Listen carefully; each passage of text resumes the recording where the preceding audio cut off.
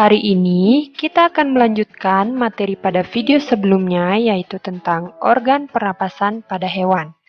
Materi hari ini yaitu tentang organ pernapasan pada manusia. Pada video sebelumnya, kita telah mempelajari tentang organ pernapasan pada hewan. Nah, materi selanjutnya yaitu kita akan membahas tentang organ pernapasan pada manusia. Yang pertama yaitu ada bernapas. Apakah yang dimaksud dengan bernapas? Nah, bernapas itu merupakan proses menghirup udara yang mengandung oksigen atau O2 dan menghembuskan udara yang mengandung karbon dioksida atau CO2. Berikut ini kita akan membahas tentang organ pernapasan pada manusia. Ini adalah gambar dari organ pernapasan pada manusia. Yang pertama, bagian ini disebut dengan rongga hidung. Fungsi dari rongga hidung yaitu menyaring udara yang masuk dan dibantu oleh rambut hidung serta selaput lendir. Bagian yang kedua disebut dengan faring.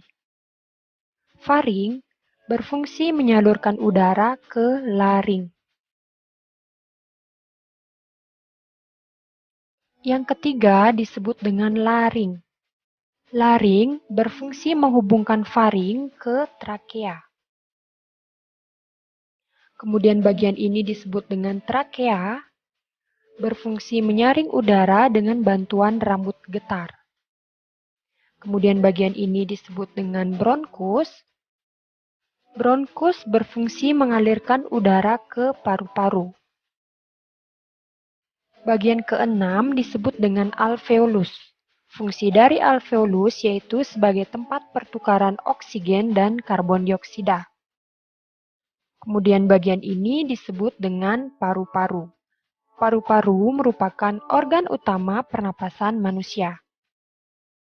Nah, pada paru-paru ini terdapat selaput tipis yang melindungi paru-paru. Nah, selaput tipis itu disebut dengan selaput pleura.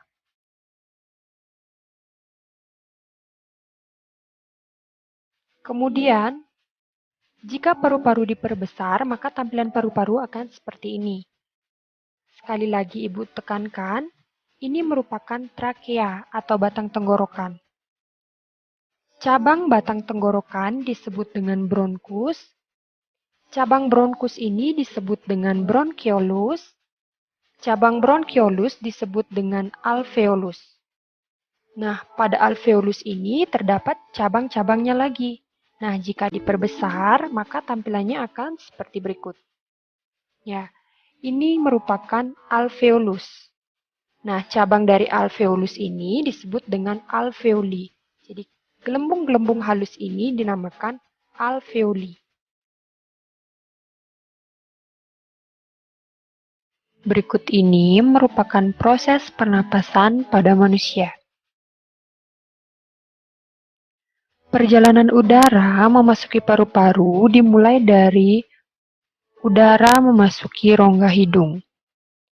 Pada rongga hidung, udara disaring oleh rambut-rambut halus hidung dan suhu udara juga dihangatkan dan dilembabkan oleh rambut hidung dan lendir pada hidung.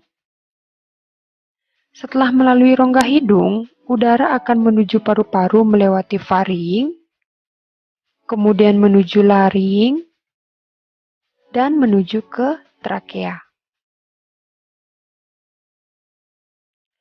Udara dari tenggorokan akan menuju ke paru-paru, namun sebelum diproses di paru-paru, udara akan melewati saluran bercabang dua. Saluran bercabang dua ini disebut dengan bronkus. Setiap bronkus terhubung dengan paru kanan dan paru kiri. Bronkus bercabang lagi. Cabang yang lebih kecil disebut dengan bronchiolus. Kalian bisa perhatikan yang disebut dengan bronchiolus itu adalah bagian yang ini. Cabang-cabang inilah disebut dengan bronchiolus. Bronchiolus bermuara pada alveolus.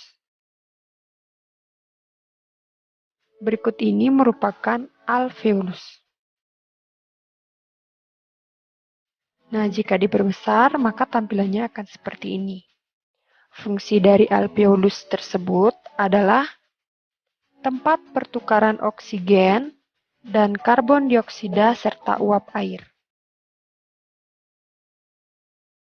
Setiap kita bernapas, udara segar yang mengandung oksigen masuk ke paru-paru, kemudian oksigen tersebut akan diedarkan ke seluruh tubuh melalui pembuluh darah. Dan di saat yang bersamaan, karbon dioksida atau CO2 dikeluarkan dari dalam tubuh melalui paru-paru. Materi berikutnya yaitu tentang fase pernapasan manusia.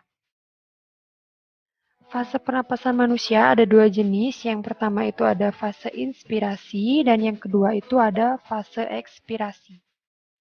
Yang pertama yaitu fase inspirasi. Fase inspirasi adalah proses ketika udara masuk ke dalam saluran pernapasan. Nah, inspirasi ini terjadi ketika kita menghirup udara.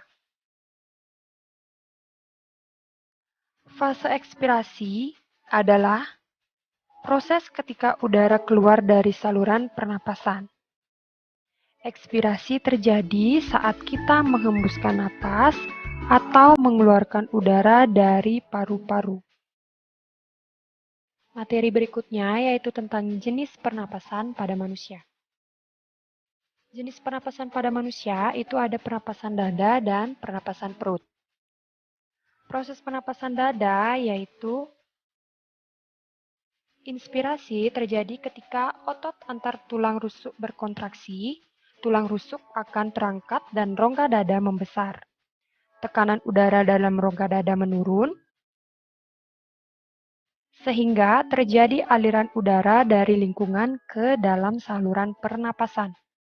Yang kedua itu ada pernapasan dada ekspirasi. Ekspirasi terjadi ketika otot antar tulang rusuk berelaksasi yang menyebabkan mengecilnya rongga dada. Jenis pernapasan yang kedua yaitu pernapasan perut. Yang pertama itu ada inspirasi. Selama inspirasi, otot diafragma berkontraksi sehingga posisi permukaan diafragma menjadi mendatar. Akibatnya, volume rongga dada dan paru-paru membesar. Yang kedua yaitu pernapasan perut ekspirasi. Selama ekspirasi, otot diafragma mengalami relaksasi sehingga menyebabkan posisi diafragma melengkung ke atas. Akibatnya, volume rongga dada dan rongga paru-paru menjadi mengecil.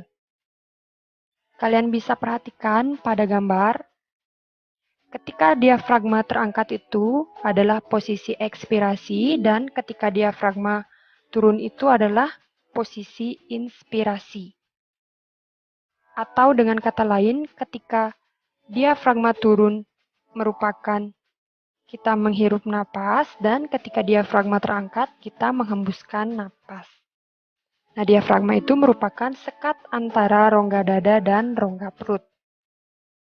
Oke, sekian dulu ya